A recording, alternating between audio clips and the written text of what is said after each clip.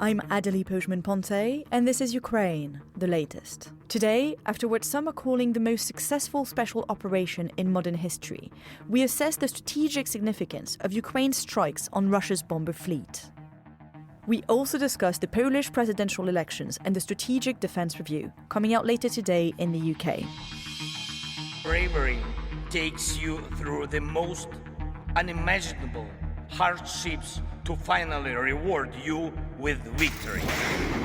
Russia does not want peace. Erstens, wir verteidigen mit unserer Hilfe für die Ukraine auch unsere Freiheit und unsere europäischen Werte. If I'm president, I will have that war settled in one day, 24 hours. We are with you, not just today or tomorrow, but for 100 years. Nous ne pouvons pas, comme Européens, laisser gagner la Russie en Ukraine. Nobody's going to break us. We're strong. We're Ukrainians. It's Monday, the 2nd of June, 3 years and 99 days since the full-scale invasion began. Today, I'm joined by senior foreign correspondent Roland Oliphant, dialing in from Ukraine, executive editor for audio Francis Durnley, and associate defense editor Dom Nichols, and dialing in from Berlin, James Rothwell. Let's dive right into the extraordinary stories from the weekend. Here are a few key facts. On Sunday, Ukrainian drones hit 5 military bases across Russia, targeting its bomber fleet. Reports from the SBU, Ukraine's security service, claim that as many as 40 warplanes, worth a total of $7 billion and amounting to 34% of Russia's strategic cruise missile carriers, were hit. Now, where are these bases? 2 of them are in Murmansk, near the Arctic. Another 2 are near Moscow, and the last one is much further east, in the Irkutsk region, some 2,500 kilometers away from Ukraine, just north of Mongolia. It is incredible that Ukraine was able to go so deep into Russia's territory. Now, what exactly happened? There were 117 drones that were used in the operation. They were smuggled into Russia in shipping containers and transported across the country by truck. These shipping containers, believe it or not, had retractable roofs. They opened up and dozens of flying drones swarmed the airfields, striking planes like sitting ducks. The operation's been codenamed Operation Spider's Web. It was carried out by Ukraine's security service and overseen by Zelensky himself. It's been more than 18 months in the making. 2 other big headlines from the weekend that provide context to this operation. Earlier on Sunday, a wave of bombings also targeted Russian railways in Kursk and Bryansk, derailing trains and killing at least 7 passengers. These attacks were probably carried out by Ukraine's sabotage teams. And then the previous night, on Saturday night, Russia launched its largest drone strike on Ukraine since the beginning of the war. They also used a missile to strike a Ukrainian training camp, killing 12 troops and injuring dozens. Francis and Dom, so good to have you back on the podcast. You're dialing in specially from Ukraine to comment on this incredible operation. Some commentators have called this Russia's Pearl Harbor moment. What do you make of that? Well, hi, Adelie. Hello, everybody. Sorry if it's very echoey. We've managed to commandeer the office of the general manager of a rehabilitation facility somewhere in southern Ukraine. So we've probably disrupted work here for the day. So apologies for that and apologies for the echo. But I'm here with Franco and Jack Leather, our videographer, film producer. I've been here for a few days, going to be here for a few more days, touring around South, chatting to a few folk, which you will start to hear more of as we produce the outcome in the next few days, probably over the next few weeks, actually, on the pod. So to your question, was this the Pearl Harbor moment? Well, we've got to try and divorce the glitz and glamour of this amazing strike from how significant is it?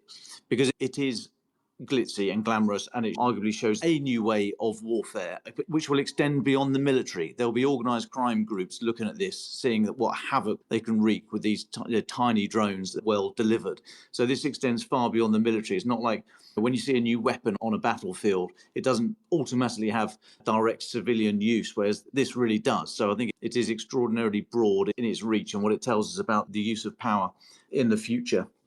Is it a Pearl Harbor moment? Well, is this just a tactical action or is it actually strategic?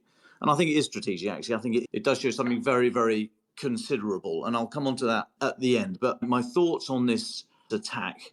Well, number one, there's been a lot of speculation about, well, of course, it wouldn't have happened without the US knowing. Of course, the US gave permissions and the US knew in advance. I think, this is just my view, Dom's view, I think the US knew nothing about this whatsoever. And I say that for two reasons. Firstly, because of operational security. I think Ukraine have seen in the past that some of their plans have been leaked, or just the mere possibility of plans being leaked or accidentally getting into the public domain on a signal chat or God knows what was just too high to contemplate. So I think they would have said, no, we're not going to tell the US for that reason. More importantly, so this was a strike on long-range bombers. Some of those long-range bombers are used to deliver Russia's nuclear deterrent. Now, we don't pretty certain that the bombers that were hit weren't carrying nuclear bombs, but they're part of the fleet. So in a, albeit very small way, this is partly an attack, or an attack on a very small part of Russia's nuclear enterprise. So there is absolutely no way the US would be involved in that. They would not give tacit permission. They certainly wouldn't give support to any military operation that in any way can be linked to a strike on Russia's nuclear enterprise. Also, because this is part of Russia's nuclear enterprise, I think the US administration would have counseled, don't do it.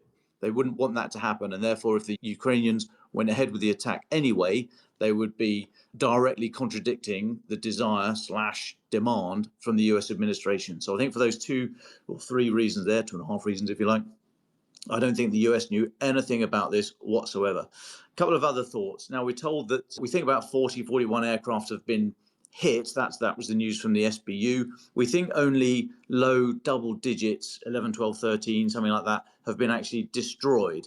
However, if the others have been damaged in some way, that is very significant for Ukraine as well, because certainly the older Tu-95 bombers, the Tupolev 95 and the Tu-22s, are no longer being built. So the production lines are no longer there. The spare parts are probably dwindling. They would have been cannibalized long ago. These are very old aircraft. Even the modern jet bombers, the big Tupolev 160s, they're still in production, but it's just going so slowly, that production line. You can't crank them out quickly. So we think that over the years, this heavy long-range bomber fleet of Tupolev 22, 95 and 160, probably numbers in the 60, 70, 80s, maybe 90 originally. There won't be anything like that available today, just because they would have been, well, some have been knocked out by Ukraine, but others are just no longer serviceable. So of the fleet that's readily available, let's say, I don't know, 50, and this is a bit of a swag, scientific wild ass guess, bit of a swag, but let's say about 50 in the forward fleet, they're not all going to be serviceable at the same time. So to have destroyed 10, 11 or 12 of that fleet is significant. I mean, that's what, 20, 25%? I can't do the maths without taking my shoes off, but that is a significant chunk out of that long-range bomber fleet. One other thing to think about there is that some of those bombers will almost certainly have been kept to one side for nuclear use. If Russia ever wanted to go to nuclear use, they would want some of those bombers, serviceable bombers, not just ones that are in bits that can be cobbled together, but they'll want some of their serviceable bomber fleet reserved, completely kept to one side for nuclear use. And they still will do. They still will do from today. So that further denudes what the bomber fleet that is available for use today for the conventional role of lobbing cruise missiles into Ukraine. So this really has taken a chunk out of the long-range bomber fleet. Two more thoughts from me. The bombers, yeah, really interesting.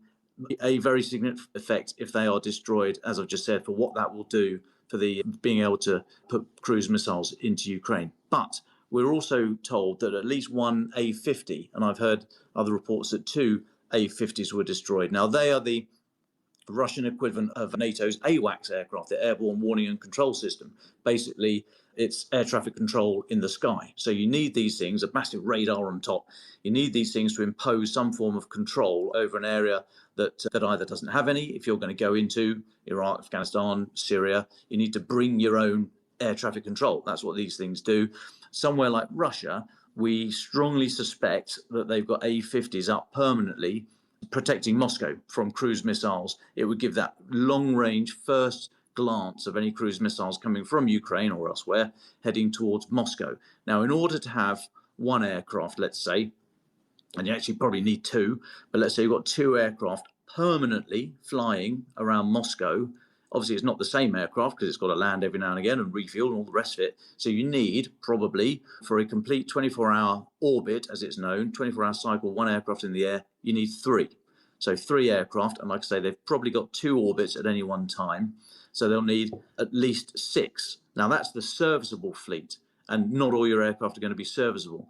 Now, so if there are 2 A-50s that have been knocked out yesterday, that takes them below 7. So they have not got enough.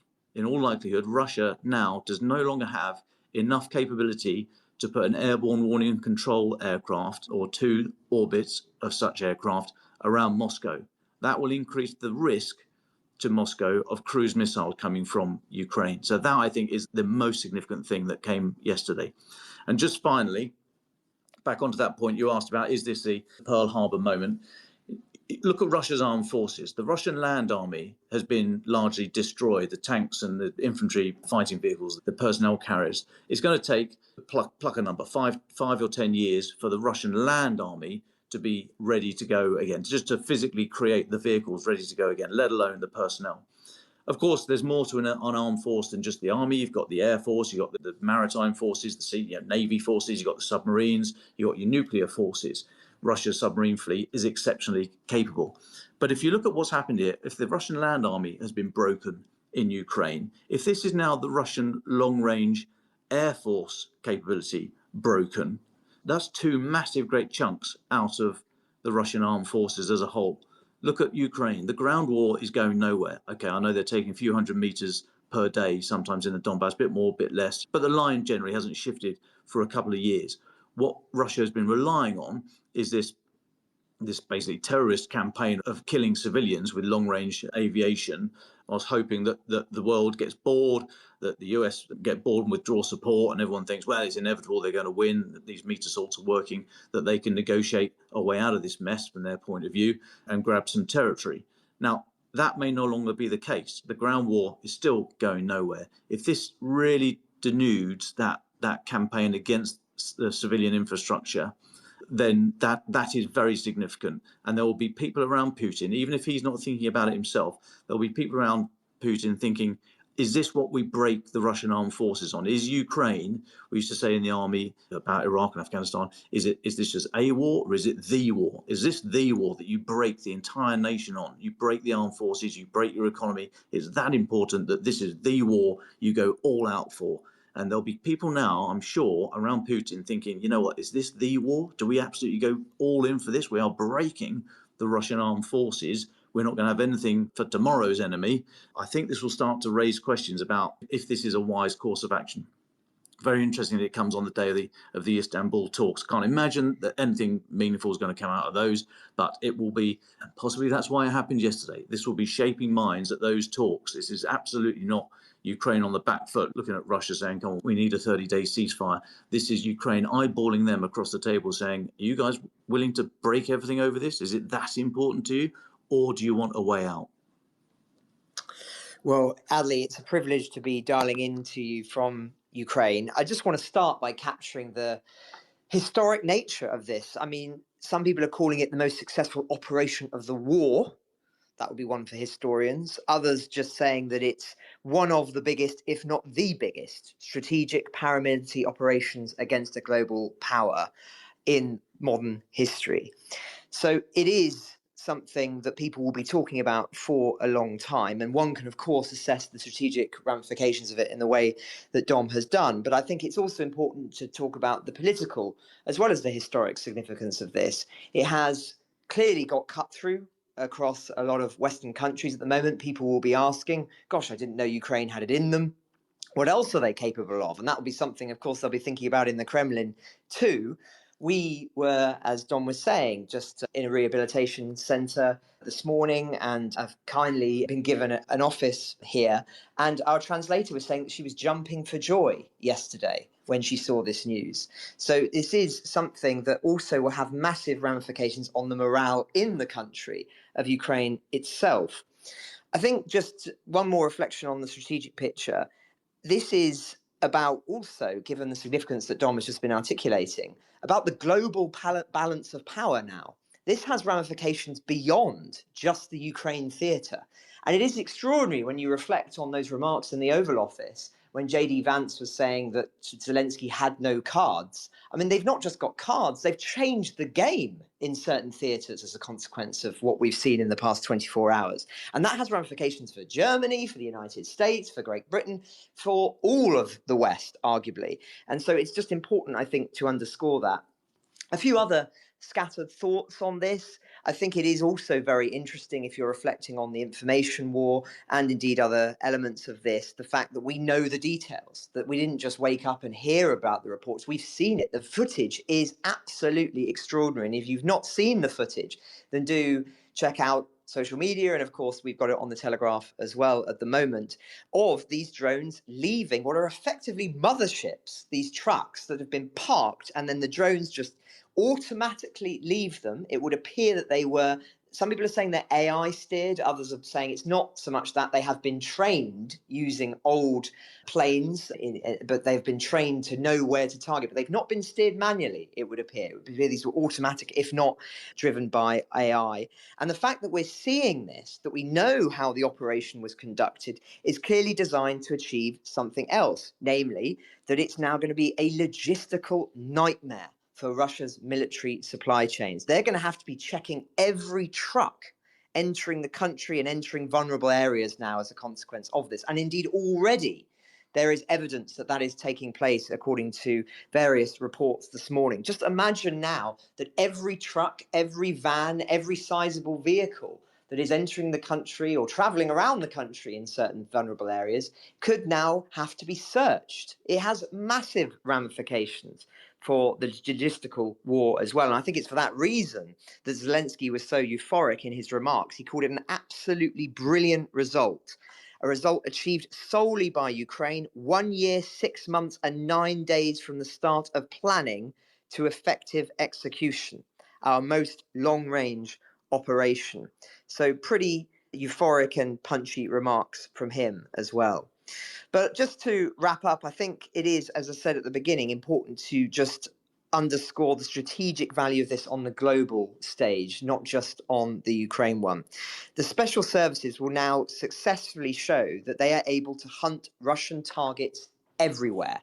And not only that, they will also have shown the world, the Ukrainians, how actually drones have not only changed the naval theatre in the Black Sea and the way that we've seen drones destroy the Black Sea fleet, but this is going to change warfare forever, everywhere.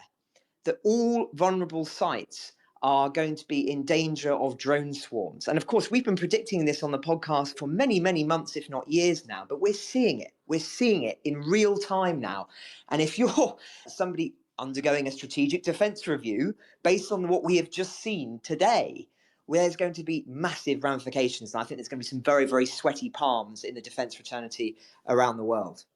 Andy, I've just got one more thought there, reflecting on what France has just been saying. He's absolutely right. The logistical headache now for Russia is immense, having to search all those vehicles going anywhere near sensitive sites. And by near, it can be dozens of kilometres away. But it's not just Russia. I mean, this is a lesson for NATO as well. And I do believe that Ukraine did not seek advice or tell anyone else about this operation in advance. And therefore, you can imagine there are NATO bosses right now, today, literally today, thinking, what the hell have we got protecting our own airfields? The airfields across Poland, into which, through which a lot of the aid is flown in and then transported forward into Ukraine. There'll be people now today thinking, what the hell have we got around our gate? Do we have to stop vehicles and search them? Do we have to put up checkpoints? I mean, this is an absolute paradigm shift. Ukraine are now arguably the most innovative armed forces in the world. That's the ramifications of what we've seen in the last 24 hours, Adley. Thank you both. It's so good to hear from you because it's not fun when you're away. Reading about this incredible operation last night made me think about how sometimes it's the most baffling, crazy ideas that just end up working. I was recently reading about Operation Mincemeat during World War II, and although it's a completely different type of operation, I'm just amazed by the sheer idea, the chutzpah, the amount of careful engineering that this Operation Spider's Web must have required. You know, it's been in the making for 18 months, and I was reading that the headquarters was in Moscow, near the Secret Service, and that all the operatives had made it back to Ukraine alive. I really look forward to reading many years from now interviews with the people behind this operation. But now to Roland Oliphant, who's going to bring us up to speed on everything else that's been happening on the battlefield. Oh, hello, Adley. Yes, I think there's two things. One thing is that while all this is going on at the front and with drones coming out of the roofs of trucks and whatever else, peace talks are also going on. So the Russian and Ukrainian delegations are, I think, theoretically sitting down in Istanbul as we speak. Now, these are the same delegations who met last month, the Ukrainian led by Defense Minister Rustem Umerov, the Russian delegation by Vladimir Medinsky. Now, you remember the last meeting, which lasted about 2 hours, I think on May 16th or something, didn't produce much. I mean, it produced a rather large prisoner swap, which is obviously a positive thing, but it didn't produce any kind of breakthrough towards a ceasefire. But nonetheless, there they are talking, and I suppose everything we've talked about will be factoring into how those talks go. So I just want to flag that, even if we don't think much else is going to come of it. Well, let's turn then in that case to the news from the war itself and from the front. Just sticking with the air war, because we were mentioning this with the Ukrainian strikes inside Russia. The night before that happened, overnight on Saturday to Sunday, Russia actually launched its biggest ever. I know I've heard a lot of this, but literally its record number of drones at Ukraine. It launched 472 Shahed-type attack drones, breaking its previous record set on May 26 by over 100 drones. It also fired 3 Iskander MKN-23 ballistic missiles, 4 KH-101 Iskander-K, air and ground-based cruise missiles. That's all according to the Ukrainian Air Force. Now, the Ukrainians said that those missiles targeted Petrovsk Oblast, Kharkiv, Kiev, and Odessa, damaged civilian and military infrastructure, fairly vague as they usually are on the specifics of this. A couple of interesting takeaways. One is that Ukrainian forces appeared unable to take down any of those 3 ballistic missiles I mentioned, the Iskanders. And we know Ukrainian forces have been struggling to intercept ballistic missiles, partly because of the limited supply of US Patriot air defenses. And we have had Ukrainian spokespeople acknowledging that it's become more and more difficult to intercept Iskander Ms due to Russian improvements. They change trajectory more often. They perform maneuvers rather than flying in a straight line. And so the other takeaway from that is that the Ukrainian ground forces commander, Mihailo Trapati, submitted his resignation following those strikes after, I think, 12 people were killed and 60 service members wounded when a Russian missile hit a training unit in Dnipropetrovsk Oblast. He said that he'd submitted his request to resign from his position due to a personal sense of responsibility for those deaths. So that's the air war. Just a little bit more on the air war. It continues today, so overnight today. That was the weekend I was just talking about. Russia set it down to 162 Ukrainian drones over 8 Russian regions overnight, Sunday to Monday, as well as over Crimea. The Ukrainian air defenses said they damaged 52 out of 80 drones launched by Russia overnight. 2 ballistic missiles hit a residential neighborhood in Kharkiv this morning. On the front line, not very many advances, but getting down to the ground war, at least starting in the kind of, the north, let's say the north of the contact line, the northeast up in Sumy Oblast. The Russian forces do seem to have advanced in Sumy Oblast, not too far across the border. There's geolocated footage that puts Russian forces southeast of a place called Kostiantinivka, which is pretty much directly north of Sumy city. There's some unconfirmed claims that they've advanced further in that area. The Ukrainian Center for Defense Strategies, their military think tank, they assess that the Russian Sever, or North Operational Group, which is fighting in that area, is probably going to attempt to breach towards the highway from Yanakivka to Sudzha, which is already under fire control. And that puts the front line in that area still about 30 kilometers from Sumy city. But another reminder, the Russians are fighting inside Sumy after all that time when the Ukrainians were fighting on the other side of the border in Kursk. Moving around the front line, Russia continued its offensive operations north of Kharkiv city, where it's been trying to get in range of the city for tube artillery. Hasn't made any advances there. They've continued offensive operations in Kupiansk as well, in the east of Kharkiv Oblast. The Institute for the Study of War says they didn't advance, but CDS has an interesting assessment. They think that the Russians are going to move with their, it's quite specific, the 144th Motorized Rifle Division and the 4th Tank Division to try to outflank and encircle the Ukrainian forces holding the front line in an area to the north of Kupiansk.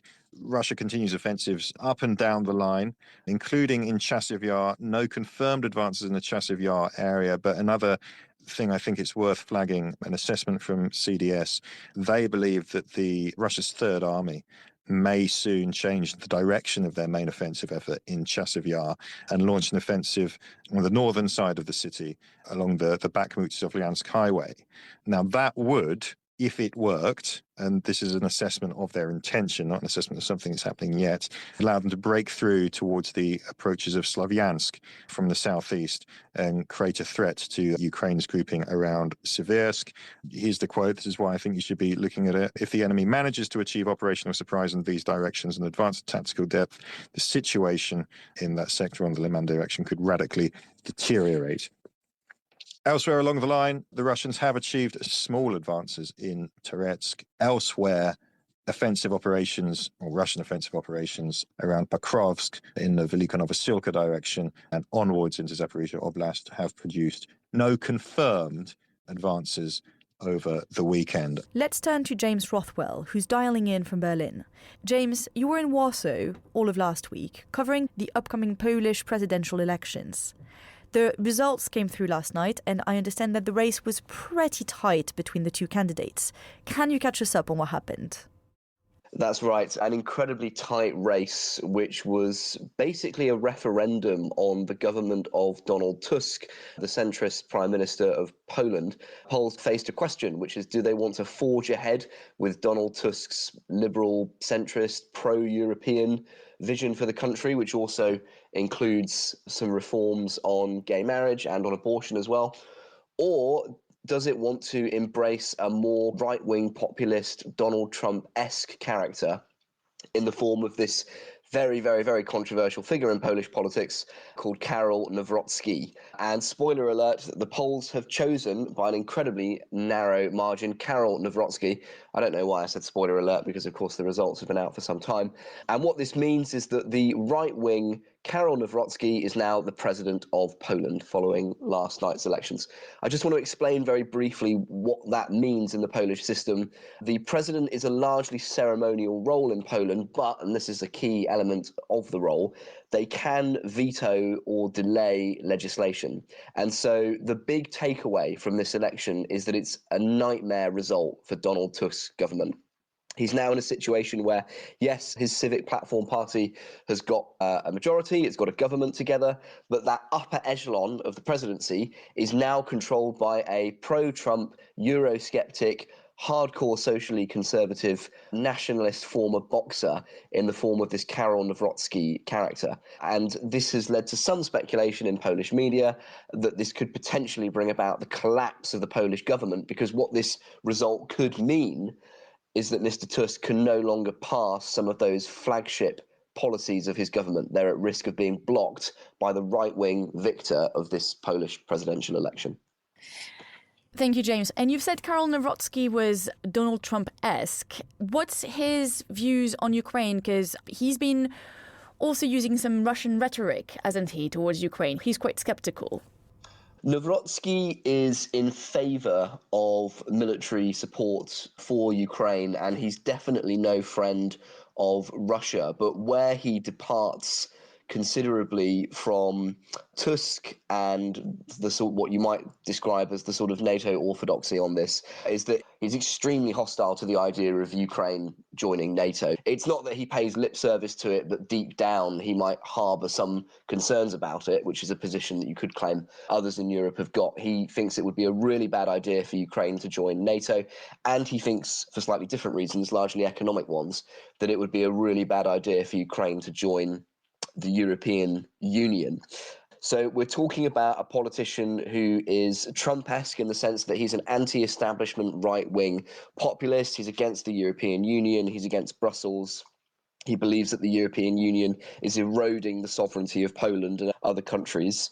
He has, if you like, flirted but only, I would say, flirted with anti-Ukrainian sentiment for the pure domestic political purposes of this election. So, for example, he had a bit of a pop at Ukrainian farmers because Polish farmers claim that since trade restrictions were lifted on Ukrainian farmers, they're being undercut by cheaper produce. But I do think it's worth stressing overall that this is a candidate who, at first glance, might look like someone dangerously close to Viktor Orban. But I would definitely not say that this is a case where a pro-Russia candidate has won an election. That's definitely not the case. And I would also say that he is broadly supportive of the idea that Ukraine should win the war and that Russia should be defeated. If this, by the way, all sounds slightly confusing, it's because Polish politics is, for a long time, has got very complex views on this issue. It's a country, for example, that's very Eurosceptic but doesn't necessarily want to leave the European Union. And now, in terms of this presidential election, the Ukrainian farmer became a sort of bête noire of the election campaign. But at the same time, it doesn't mean that the country has turned against Ukraine at all. Both of the candidates in this election, at least broadly, are in favour of military support for Ukraine. Thank you, James. That was fascinating. I hadn't quite realized the nuances in there. The other topic we wanted to talk about today is last week's Der Spiegel investigation about this extraordinary leak into Russia's nuclear weapons modernization program. That's on the weapons, but also the infrastructure. Can you tell us a bit more about what it is, the scale, and also how did they get it? I think we're talking about 2 million documents that they had to sift through.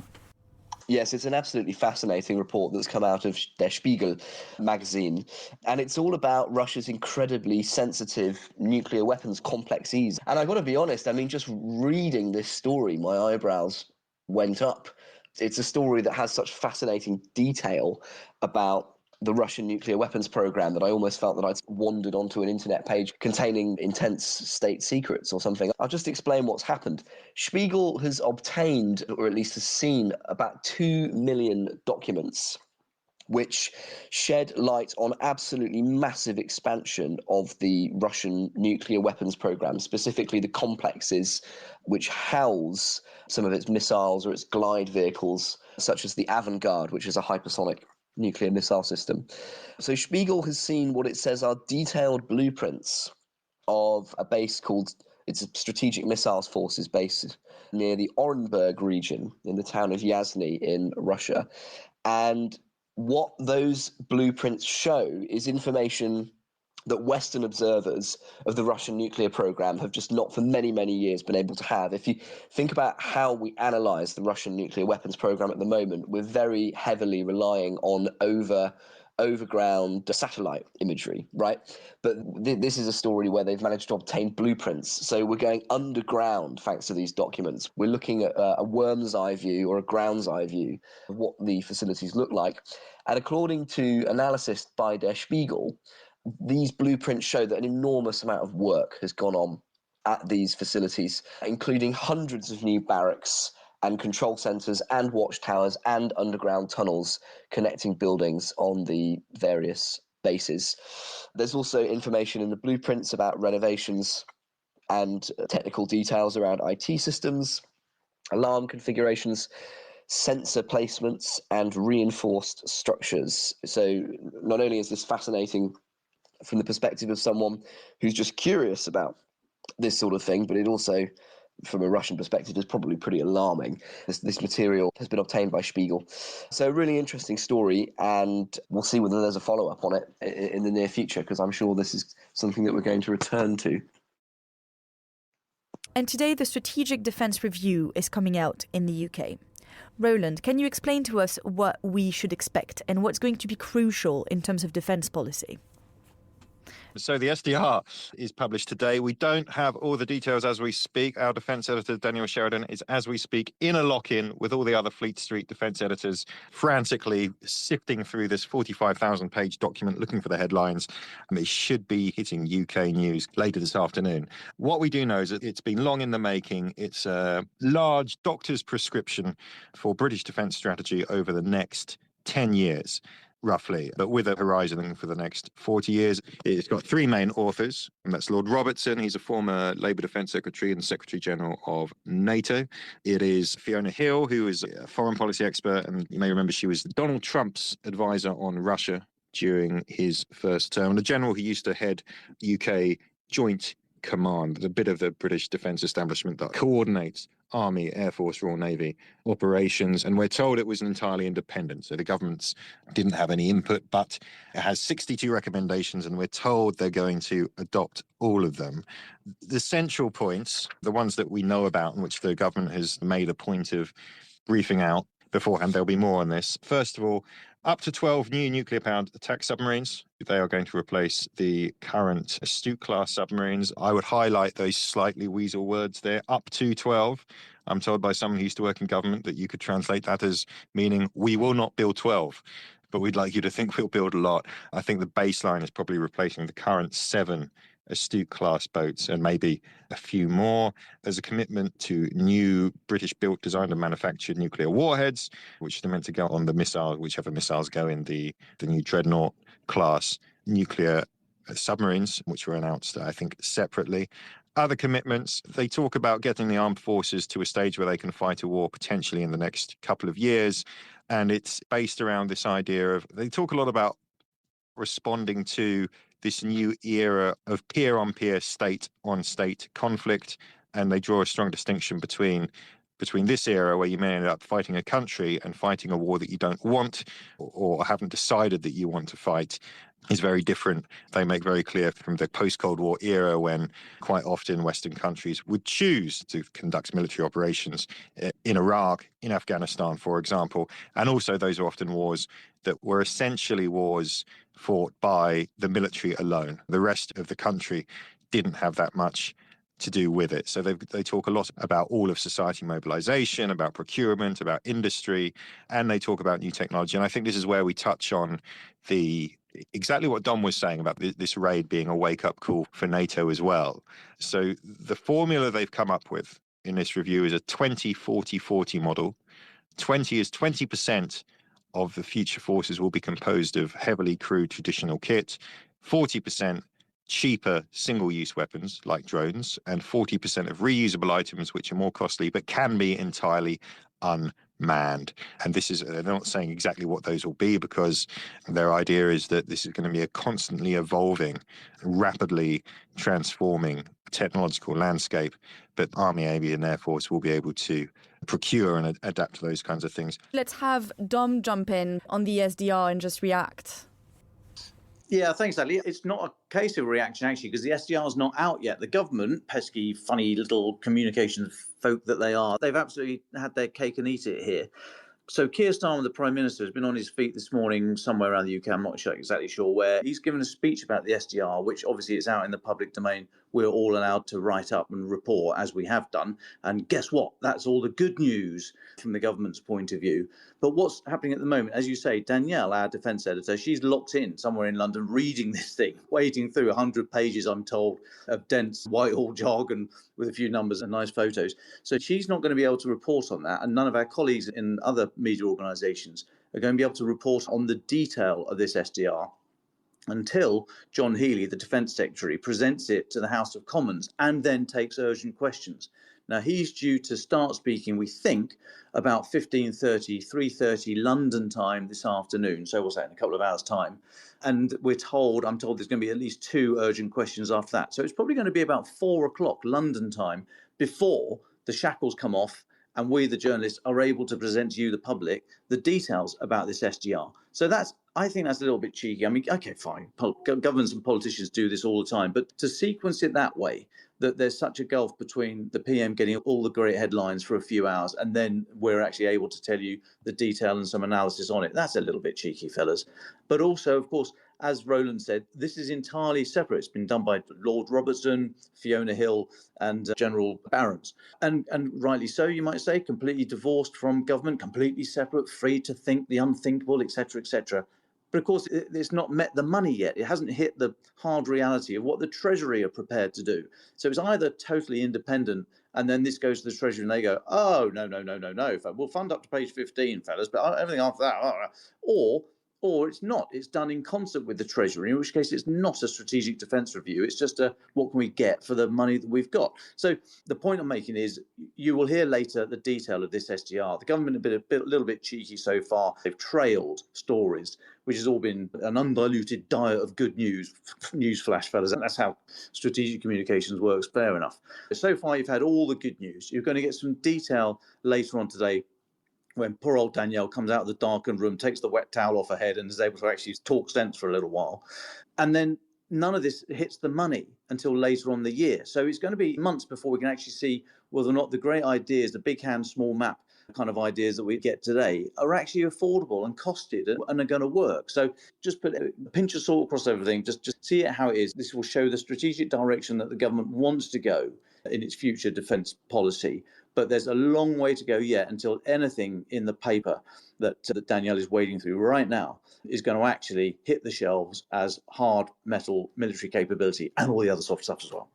And are they going to mention drones? That's now going to have to be the $1 million question or $1 billion question. And if you want to know more about the Strategic Defence Review, our sister podcast, Battle Lines, which is hosted by Roland with us today, and Venetia Rainey, that you've heard on this podcast before, is doing a deep dive into it. Make sure you tune in.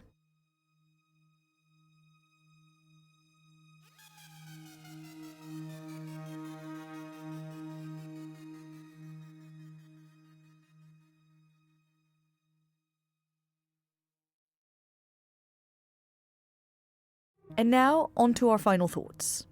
My final thought, I wanted to go back to what the CDS thing. Dom was making some points about, well, where's the money for all this? And I think that's really key. There's two things that are missing from what we know so far about this. And the first thing that as far as I'm aware, is there's no real addressing of the question of mass. As far as we know, and I put this to some people in the Ministry of Defence this morning, they didn't deny it, it doesn't look like there's going to be an expansion of the size of the British Army. And the line that we're getting from British defence sources is that, well, there are lots of ways of dealing with mass, and it's a new world of technology and so on. And if you have unmanned systems, you don't need so many men and so on. I mean, I would say that one of the lessons of the Ukraine war is absolutely the need for mass, because once you're in a peer-on-peer conflict, people start getting wounded and people start dying. And the British Army is currently roughly 73,000 people. That's not that much more than the number of people, the number of casualties Russia takes in 2 months. And indeed, we think the number of recruits Russia is recruiting. Britain might say that you should be measuring Russia against NATO, not just against Britain. But I think that's one issue. And Dom's absolutely right about the money question. In this review, the authors actually say this is all costed based on the Labour government's promise to bring defence spending to 2.5% of GDP by April and to 3% during the next Parliament. The ministers, including Keir Starmer, out there now saying, oh, that wasn't the promise, that was an ambition to get to that 3%. And as everyone who's been following this war knows, war fighting, security, all of that stuff, it all comes down to money.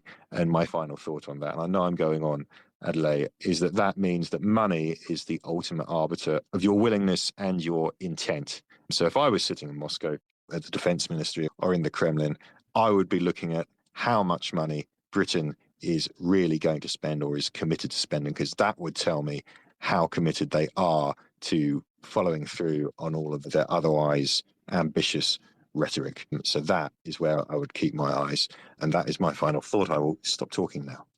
Thank you, Roland. James, do you want to wrap it up for us? Yes, thanks. Well, I'll just end with this observation about the potential fallout of the elections in Poland. While there is consensus for military support of Ukraine, I think one thing to keep an eye on in terms of this election result, which essentially has put a right-wing populist guy, given him the ability to veto huge amounts of legislation now that will be coming through Poland potentially, is look at what that does to Polish Prime Minister Donald Tusk's standing on the international stage. He's got a problem now, which is that when he goes to Brussels, and when he's in Brussels, of course, he is a very significant voice in the whole European Union's policy on Ukraine, and indeed when he travels elsewhere.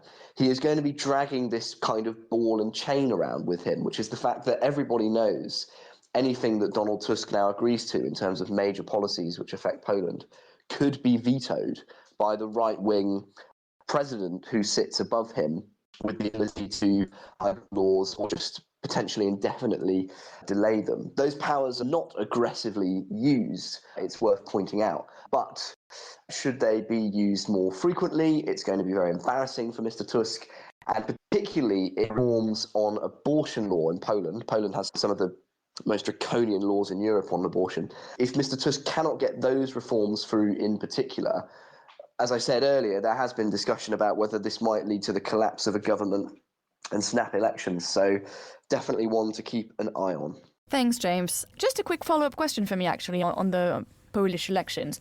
Is there any sense in the Polish press this morning of what could have made Nawrocki just get these extra few percentage points to win the vote? What's the sort of issue, if there's one or if there's a couple, that could have tipped the scales?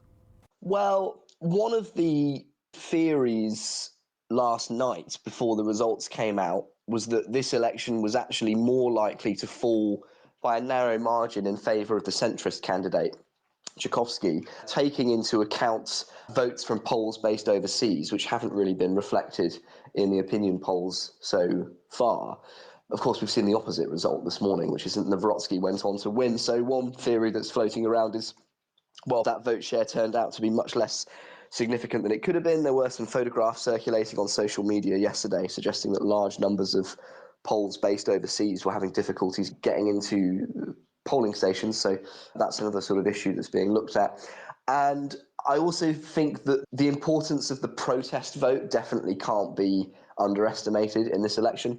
Donald Tusk came into power in 2023, so relatively recently, and the election has been characterised as a sort of referendum on his whole government. So it may be that people have decided to put the cross in the Nawrocki box, not necessarily because they're really on board with his sort of economic vision for Poland and so on and so forth, but just because they want to give Karol government a kick. So that could be a factor as well. Ukraine the Latest is an original podcast from The Telegraph, created by David Knowles. To support our work and stay on top of all of our Ukraine news analysis and dispatches from the ground, please subscribe to The Telegraph. You can get 1 month free, then 2 months for just £1 at www.telegraph.co.uk/Ukraine the Latest. Deploying cutting-edge technology, we also release Ukrainian and Russian versions of this podcast. These translations retain our voices and delivery so that it can reach listeners in every region of Ukraine and in those parts of Eastern Europe where Russian is still widely spoken. Links to those can be found in the podcast description to this episode. You can also now sign up to the new Ukraine the Latest newsletter. Each week, Dom Nichols and Francis Durnley answer your questions, provide recommended reading, and give exclusive analysis and behind-the-scenes insights. Plus, maps of the front lines and diagrams of weapons to complement our daily reporting. It's free for everyone, including non-subscribers. You can find the link to sign up in the description to this episode. We regularly have a Ukraine live blog on our website, where you can follow updates as they come in throughout the day, including insights from regular contributors to this podcast. We also do the same for other breaking international stories. If you appreciated this podcast, please consider following Ukraine the Latest on your preferred podcast app, and leave us a review, as it really helps others find the show. Please also share it with those who may not be aware we exist. You can listen to this conversation live at 1 p.m. London time each day on X Spaces. Follow The Telegraph so you don't miss it. You can also get in touch directly to ask questions or give comments by emailing ukrainepod@telegraph.co.uk. We continue to read every message. You can also contact us directly on X. You can find our handles in the description for this episode. As ever, we're especially interested to hear where you're listening from around the world. Ukraine the Latest was today produced by Rachel Porter. Executive producers are Francis Durnley, Louisa Wells, and David Knowles. My name is David Knowles. Thank you all for listening. Goodbye.